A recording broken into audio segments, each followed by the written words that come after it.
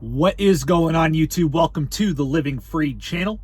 In this video, I'm going to be talking about my entire process since I started in trucking, what I've learned in trucking, and how I've gotten to the point I'm at, and also how I feel like anybody who's getting into trucking or they're already in trucking but they don't have a plan, they aren't getting ahead with it. I really do believe this video will help anybody out trying to make this a long-term career and worth your while. So if you're new, I appreciate you for being here. Make sure you like the video. Stay tuned till the very end so you can hear my entire point. Like I said, if you're somebody looking at this as a long-term career or you're in it but you're not getting ahead, this video is going to be for you, because again, I'm going to go into how I started, kind of my thought process, my plan going into trucking, what I ended up doing, and where I'm at. So, and I'm going to just talk about at the end as well. That's why you got to stay tuned, because at the end, I'm going to go over how I believe that a generic plan that I, always talk about on this channel would pretty much be able to help at least give people a blueprint how to succeed long-term in trucking. So anyway, I appreciate you for being here, and I'm going to get right into it. So when did I start? I started in 2018. I started with Millis Transfer out of Wisconsin. Now, the truck driving school I went to, or the location I went to get my CDL and get my training and all that, was out of Burleson, Texas. That's where I went to school and did all the training and yada, yada, yada. So I started in, I think it was like November. It was like end of October, early November of 2018. And it took me about from November to the middle of January in 2019 for me to get into my own truck. And from there, I drove for Millis for about 3 years. For the first year, I had to drive for them because if you started with them, you had to drive for at least a year to fulfill your contract of paying for the school and all of that. And that's most places. Like if you start at most of these starter companies, typically they make you drive for them for about a year. And then after that, once you hit that year mark, you can go anywhere you want to go. Now, I decided not to do that because at the time, that starter pay with Millis was great. I mean, for most starting companies, they had really about the best pay that you could get at any other starting company. And at the time too, Millis was not owned by Heartland. And people have been asking me, this is a quick side note, what do I think of Millis now? I don't really know. I haven't been there for a couple of years. They got bought out by Heartland. Sometimes I get messages saying it's still good. I just started there. I'm enjoying it. I don't know right now. I can't really give you an opinion about them now because they were bought out by a bigger company and they did change quite a few things. Not saying it's still not a great place to start out, just saying I don't know enough now to actually steer you in that direction. And I'm not going to tell anybody, hey, yeah, go here, if I don't really know enough about them now at this point. Because when I started, they had not been bought out by Heartland. And so I started with them. I drove with them for about 2 years solo. I got my first year of experience. Then I drove a second. I got a big raise by them. Once I hit that year mark, they gave you a pretty big raise. And so I stuck it out. I'm like, well, I'm going to stay with them because I looked around at all the different companies and I saw that, hey, staying right where I'm at was the best possible scenario for me. For the time being. And then once I hit the 2-year mark, Millis started reaching out to me to become a trainer. And for those of you that have been watching me for a while, that's right around when I started to post videos on a consistent basis and start taking YouTube somewhat serious. And I started posting videos with Pedro and Mike. And I did have a student before them, but I didn't post videos with that person.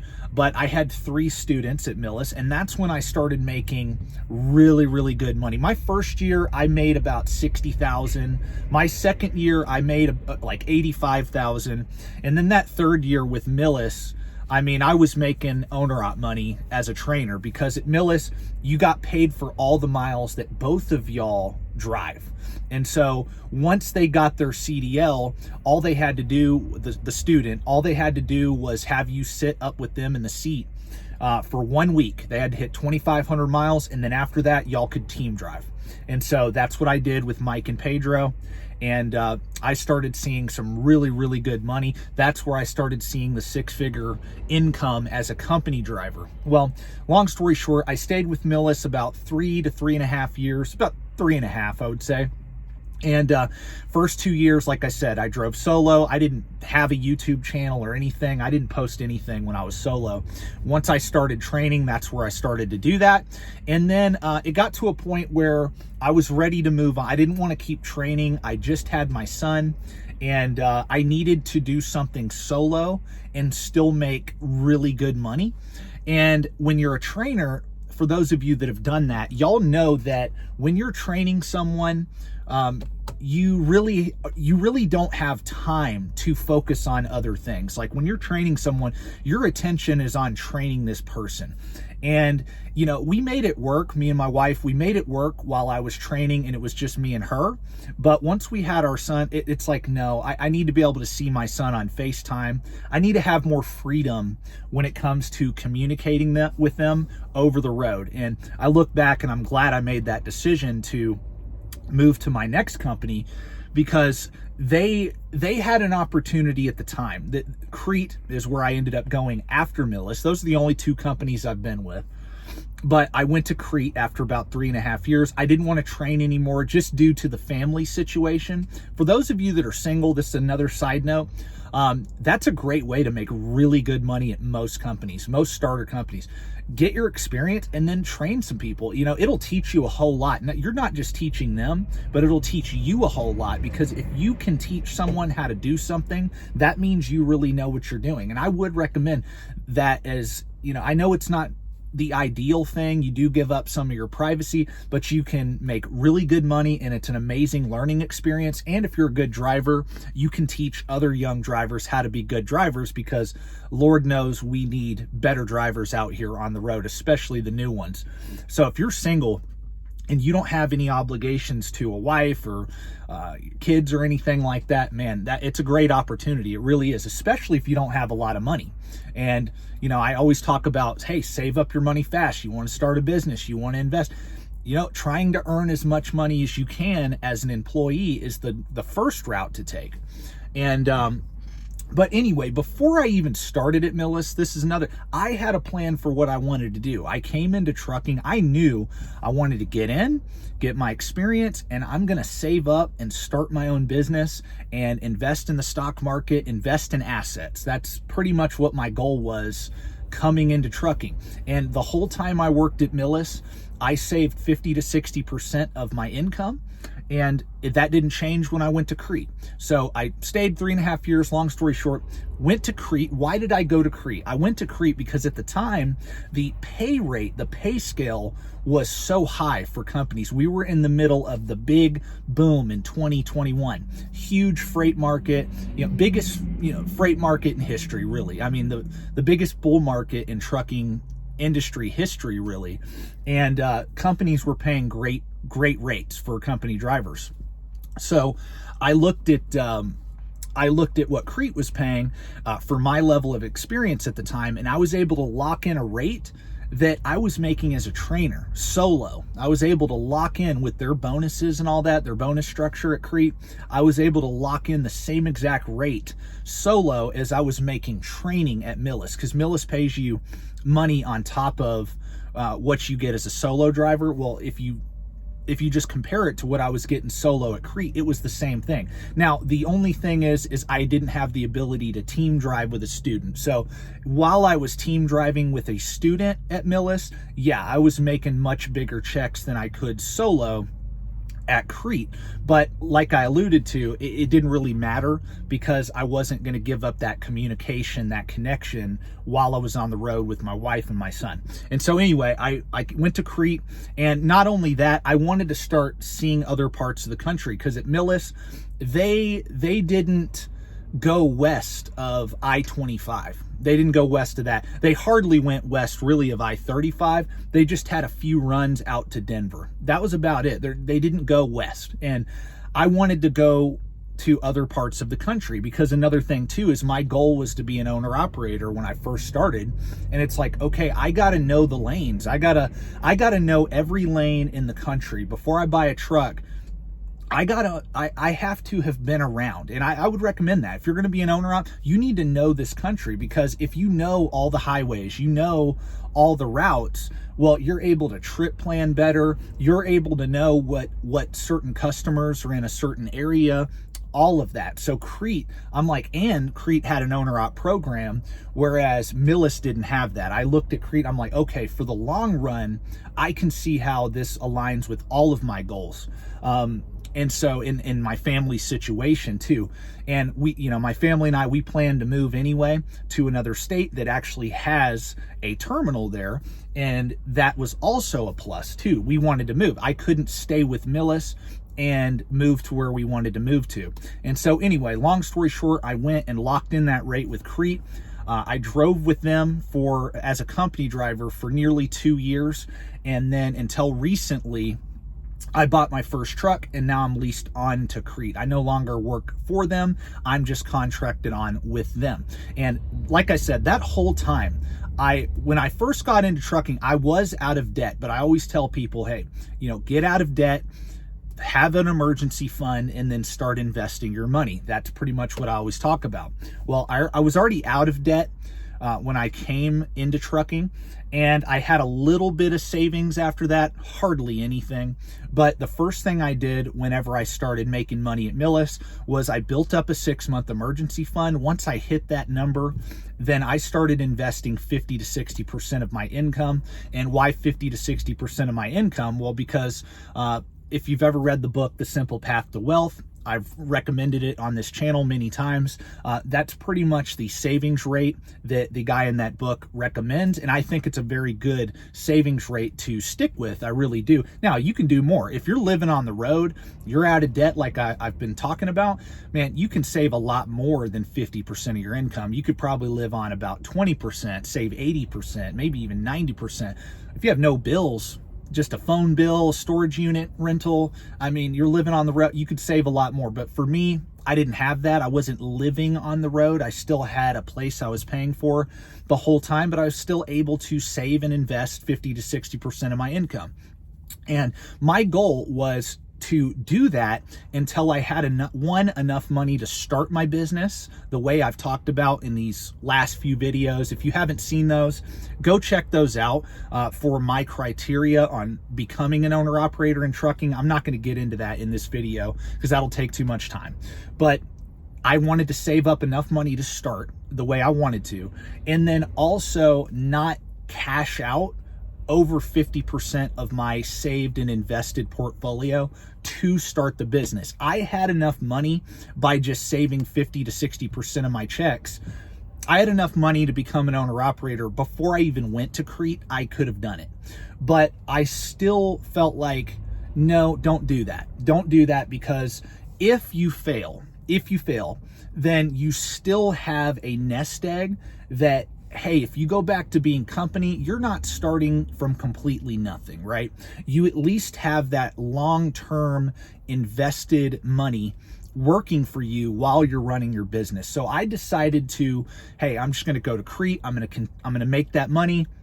I'm going to continue doing what I've been doing as far as savings goes while I work for them. And then once I hit that goal of, over twice as much as I need to start, then I'll start planning on becoming an owner operator. And I far exceeded that by just being patient. And that whole time, these last 5 years, I've been reading books on business, reading books on finance, just learning everything I can about business, investing, and just understanding, getting an education while I'm saving, while I'm investing, while I'm building wealth as a company driver.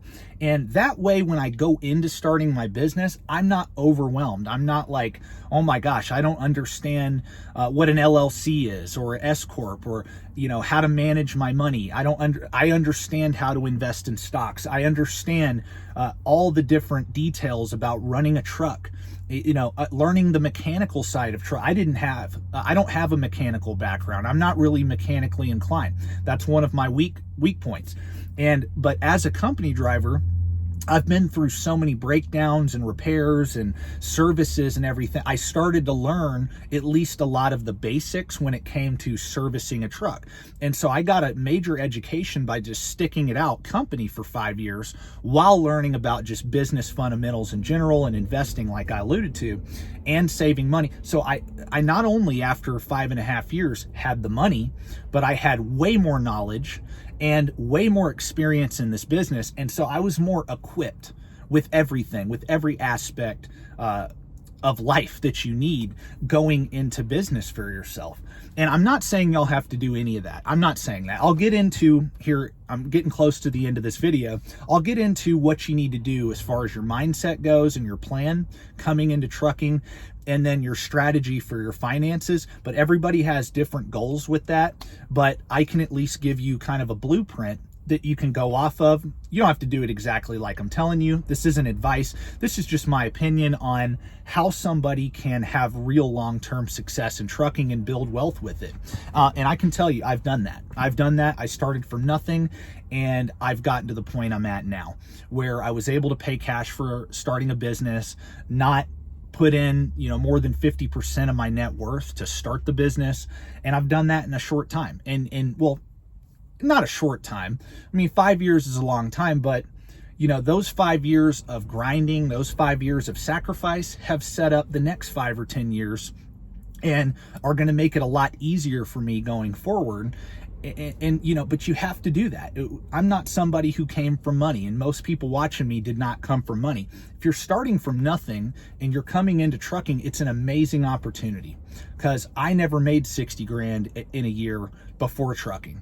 And man, I was used to living on half of that already before I got into trucking. And so when I got into trucking, I'm like, man, this is easy. 50% of my income, I can do that. Maybe to some of you that came from other fields where you made that type of money before trucking, okay, maybe it's not a lot to you, but to most people coming in, 60 grand a year is a lot. Now, is that a lot to me now? No, it's not a lot to me now, because I've grown a lot from there. I mean, I've far exceeded that now, but it took time. And I want to be very clear.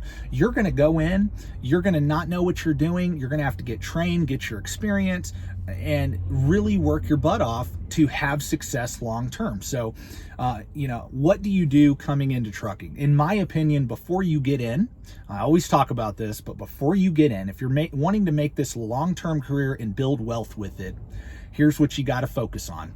Number one, come in, know what you want to do. I wanted to be an owner-op. I wanted to start my own business. I also wanted to be an investor on the side. Hence why I didn't just open a business or become an owner-operator, and that's what I put all my money into. No, I didn't want to do that, like I alluded to. I wanted to start that and have my investment nest egg already started. So it took me a lot longer than it'll take you. But for some of you, you're just like, hey, I just want to get out of debt and become an owner-op and do it debt-free. Well, you could do that in about 3 years. Realistically, you could do that. If you're already out of debt coming in, you could save up and do that in cash in about 2.5 to 3 years, especially if you're living on the road. Oh yeah, you can easily do it in about 2.5 years. But I just had different goals than that. So, but before you come in, if you want to start a business, if you don't want to start a business, you need to know the answer to that question. Do I want to be a business owner in trucking? If the answer is no, then okay, in my opinion, you specialize in something where you can make the most money as a company driver, okay? Or you want to be an owner-op. All right, well, you need to know, what division do I want to be in? Both of these you need to know. Before you get in, do I want to start a business? What division do I want to be in? Where am I going to start? You don't start at a dry van company if your goal long-term is to do oversized load. Don't start at a flatbed company. Grow, get your experience at that, and then move up. If you want to be an owner-operator in the dry van division, start out as a dry van company driver, get your experience, save your money. You just need to know what you want to do. Everybody wants to do different things. I think the biggest problem with truckers that come in or people starting out is they don't even know what they want to do. There's no plan. So have a plan for your career. What division do I want to be in? What credentials do I need? Do I need all my endorsements? Do I not need all my endorsements? Yada, yada, yada. Start out wherever you want to end up. That's number one. Number two, once you get into whatever you want to do, as you're working, as you're making money, get out of debt if you're out of debt. Pay off all consumer debt. After you get out of debt, save up a 6-month emergency fund in cash. You can put that cash in a high yield savings account. You can put it in a checking, whatever. It's liquid cash that you can get a hold of to cover any unforeseen expense. So those two things are, everybody needs to do that. Everybody needs to do that. Now, the third thing is, above that emergency fund, I always say, save up to invest your money. If you want to invest in the stock market like I do, I'm invest in low-cost, broad-based index funds. For those of you that have watched my channel already, you already know that.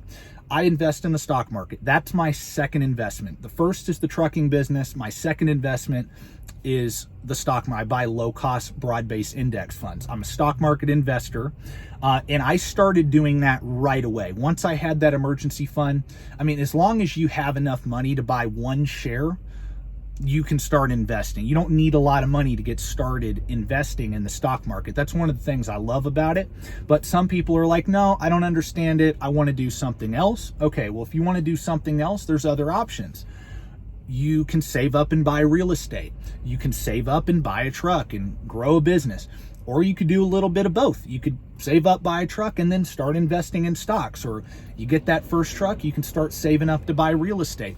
Whatever.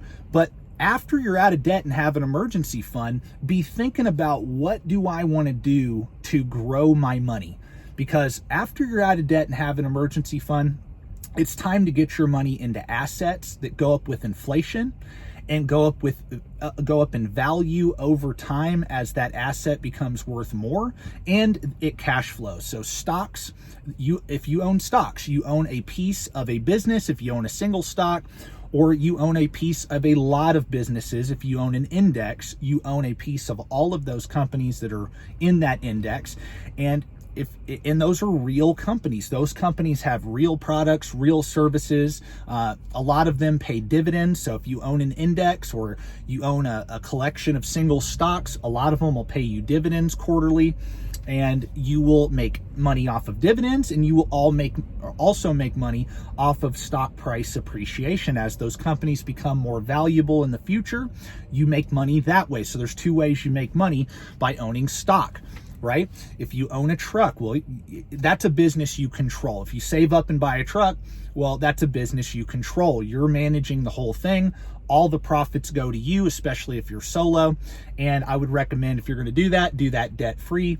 And you can see why in previous videos. If you want to learn about the owner op thing, just go watch my last couple videos and you'll see what I think about that. Or if you want to buy real estate, well, you may need to use debt. I'm not against debt, for those of you that don't know. Yes, I like Dave Ramsey and all that, but when it comes to investing in real estate, I do think leverage can be quite useful, and it's a much different thing than like consumer debt. It's totally different. I do believe in the concept of good debt versus bad debt. I actually do believe in that. You still need to be very smart if you're going to use that.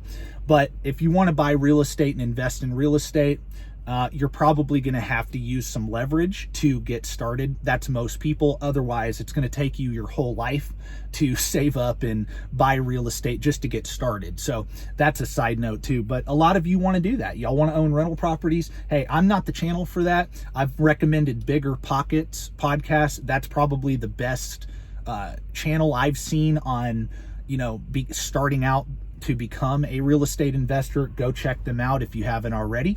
But just learn. Moral of the story, just learn. After you're out of debt and after you have an emergency fund, learn about whatever it is you're going to do. People tell me, oh, the stock market's risky and yada, yada, yada. Yeah, but I know more about it than you. That's okay if you don't want to do it. But don't tell me something's risky when I just know more about it. I understand it. Don't put your money in something you don't understand. I put my money into a truck. I understand trucking. I know the numbers. I know the industry. I understand index funds. I know the history of them. I know who created the first index fund. I've read tons of books. I have that knowledge. If you don't have that knowledge, don't put your money into that. Don't put your money into anything, long story short, that you don't fully understand. That's number one. But moral of the story, get your money invested into assets that go up in value and they pay you cash over time, and you will grow your wealth. And that's pretty much it, guys. And what you decide to put your money into, like I said, you do what you want to do. I'm not telling anybody what to do with their money. I'm just saying, in general, a debt-free life is an amazing life. When you're debt-free, you have cash flow. You aren't paying out all your income to the banks and, you know, to people you owe money to. You're not losing what you work for when you're out of debt, right? When you have a ton of debt, you're pretty much a slave. You really are. The borrower is slave to the lender, and that's so true. When you are out of debt, you can live on much less of your income and invest the difference. That's how you build wealth. It's not rocket science. Whether you're in trucking or not, if you make more money than you spend, whatever the difference of your income and your expenses is, you can save and invest that and build wealth long term. And, you know, the goal is to try to earn as much as you can and spend as least as you can and invest as much as you can over the long run. And you will eventually have financial freedom. You'll be able to retire with dignity, retire really wealthy, actually.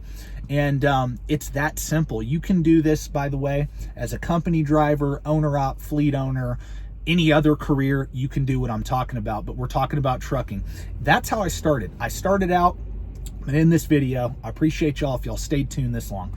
Started out with Millis for about 3 to 3.5 years, drove for Crete for about 2, became an owner-operator about 5 months ago, and I was able to get to this point to be a debt-free owner-operator, have investments and all that by coming into trucking with a plan, sticking with my plan, and just staying the course. There's nothing complicated about what I did to get to this point, and there's nothing complicated to get to the point you want to get to. You just need a simple plan and you need to follow it. So if you want me to make any more videos about this, comment in the comment section down below. If you want me to make more videos about anything, leave a comment down below.